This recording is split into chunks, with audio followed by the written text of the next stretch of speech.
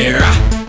What's up, everybody? It's your favorite Terror's favorite nerd, and today we are looking at the repaint of Calidus, which is, what is this one called? Calidus Shadow Ghost. Oh, the Calidus Shadow Ghost. Well, that's imaginative. I have more taste in my relax. Look, this has a number of accessories that we're going to talk about. I had to first explain them. Terror. That was a joke created by my good friend Oscar. He has a YouTube channel you can check out, Oscar NJ Boy, which was made out of the DX9 Terror. It's kind of become a tradition of repainting Rodimus into this kind of shattered glass version with the black and purple in the mustache. It's on loan to me from Codimus Prime. You can follow him on Instagram at Codimus Prime, right? G1, I think it in. At Codimus Prime G1. He is letting me take a look at a number of things that he picked up while at TFCon. Exclusives aren't the only good thing that happens at TFCon. There are numerous good things that happen at TFCon. Like if your friend Harvey __ Dent happens to pass out. Good things can come from that.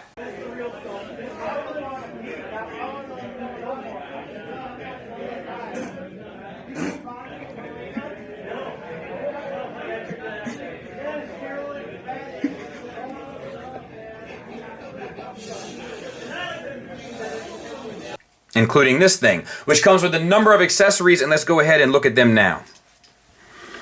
It's pretty much the same set that came with the other one, except here it's cast in purple and painted silver. We do have the articulated arms on the end, thinner plastic here, so once again, be careful. And you can plug it into his backpack the same way by clipping onto here and then kind of wrapping around. He comes with a firearm, a rifle, silver paint on the sides, looks fine, holds it just the same. Okay, I'll prove it. And he comes with an alternate head that has a bit of a smirk, much like the other one. But because of the mustache and the silver paint, it is a little bit harder to pick up the nuance of the expression. Nice purple paint on it, though, throughout the visor, and then silver paint also in the crest panel. Now, let's go. The arm articulation, let's talk about, because, and the reason why we're going to start with this first is because much like the other one, in the box it comes like this, and you have a fear that, oh my god, it looks stupid. Don't worry, it's just for packaging reasons, and then you can fold the arm up with no problem. The head is detailed beautifully. We have silver paint on the inside, red metallic paint for the eyes, purple paint here, silver paint inside the crest, and it's on a ball peg, gets you down to there, up to there, and the swivel. It is a little impinged by these side pieces, but it's not the biggest deal in the world. Now, we have the purple paint here that looks good, silver paint inside. Using the double hinges and stuff, you can get the arm all the way out to there and around. Also, you can get a bit of a butterfly joint by utilizing the same sort of double hinges, so that all works extremely well. Bicep swivel, double jointed elbow, mainly for transformation, but at least you get the articulation out of it, and that's the way it should be. Wrist swivel, and we have fingers on a base pen knuckle, and the index finger is individually articulated, so that is a good thing as well. Silver paint added to the side arms there, which does look good. Same for the other side. Silver paint applied there. We have a digital paint used for the chest here. I can see, I feel like I can see. Let me see if I can get a close-up of that. I think there's a dot matrix pattern in there. It has to be, because otherwise it would be airbrushed, and I don't think they did that, because that would have to probably be hand done. And then we have a waist swivel. No issues there. Back of the figure looks surprisingly good with those colors, I must say. And then we have the hips. Soft ratchets outward, which is not my favorite, but you have them, and it gets you pretty much the full Van Damme. Friction forward and back, which we don't see very often. We usually see it reversed, and get you the full Monty. Thigh swivel built into the bottom of the universal with silver paint added to the thighs, silver paint added to the kneecaps with small purple paints added to the triangles inside of the kneecaps, which looks amazing. We have silver paint applied to the pipes. We have purple paint tightly applied inside of these calf pieces. Some silver detailings here and on the side, which all look good. Single hinge knee that gets you 90 degrees. Ankle tilt down, ankle tilt up. Heel spur tilt if you need that, and a rocker.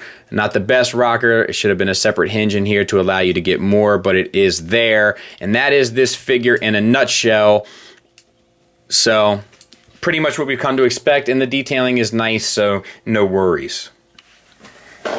Alright, so I know we started with bot mode, but I just wanted to get it into this mode to show the transformation. And it looks good. you know, no issues whatsoever.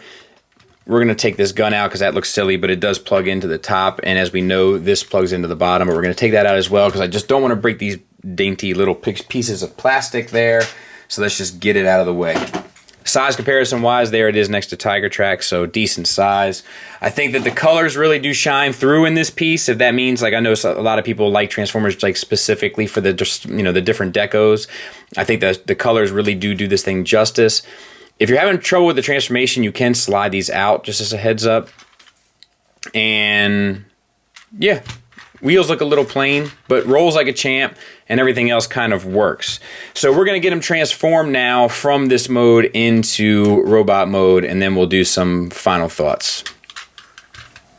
All right, so we're just going to, let's see, open up these shoulders here. We need to get the legs out. Split this, and we should be able to slide this piece back as well. That'll give us a little bit of working room. We can split the legs, maybe, hopefully. Move this piece out of the way, and then we can split the legs, right? Yes. Okay. Move this flap up here on both sides, and this flap up on both sides, and that will allow you to rotate the leg around, and then you just close those back down, move the foot down, move the heel down. Like I've been saying, like MMC has been doing, to their credit, one of the things they've been doing really well are making transformations that are easy to do, relatively intuitive, and easy to flip back and forth. Now, you got to get this one piece here around, this middle section, and that is a pain. There is a trick to it. And that looks like it. Move this down, and then you can peg in from here, unpeg there, rotate around, and peg in. But let's see exactly where this is supposed to go first. There. And then we'll peg in. And I'm not, like I said, I'm not going to push this thing to its limits, and I'm not messing with it a whole bunch before reviewing it, because hopefully we should know how to transform it by this point, and I really just want to give you guys the opportunity to see the decos and stuff. Move this down, that up, and this should peg in. Oh, flip these around. And then they go inside there. So, and then we'll bring the arms down. We'll get them cleaned up. So this one I pretty much had the same issues that I had with the other one, in that there's some stuff on the legs that don't feel super finished to me when you go to transform them back to robot mode and stuff. And then this one has kind of some of the same issues that the Tarn repaint has, where some of the joints are a little tighter than what I'm used to. I think it was weird to put soft ratcheting hips on the outward movement and friction front and back. It just seems like a strange choice all around, but the paint is beautiful and there's tons of it, much like the Tarn repaint. So if you like the colors, if you like the deco and all that stuff, I do recommend it in the same way that I recommended the original Hot Rod. But if you're not crazy about the colors and not crazy about the deco and the fact that it's like, you know, kind of a fan thing, this kind of representation of this character, there's nothing about this that's going to make you any more interested in it than before. If you dig the way it looks, I recommend it. It's built pretty well. The transformation is pretty fun and intuitive. Couple parts that are a little sticky, especially like getting these shoulder pieces tabbed into both the chest panel and the tires. But you know, it's not the biggest deal in the world. The legs are super fun to transform, and the paint is there, and you know, everything's pretty much there. It's just whether or not you're interested in the deco. That's what it comes down to. So once again, a nice exclusive choice. Not for me ultimately, but built well enough. Thanks for listening. Thanks for watching. Until next time, take care.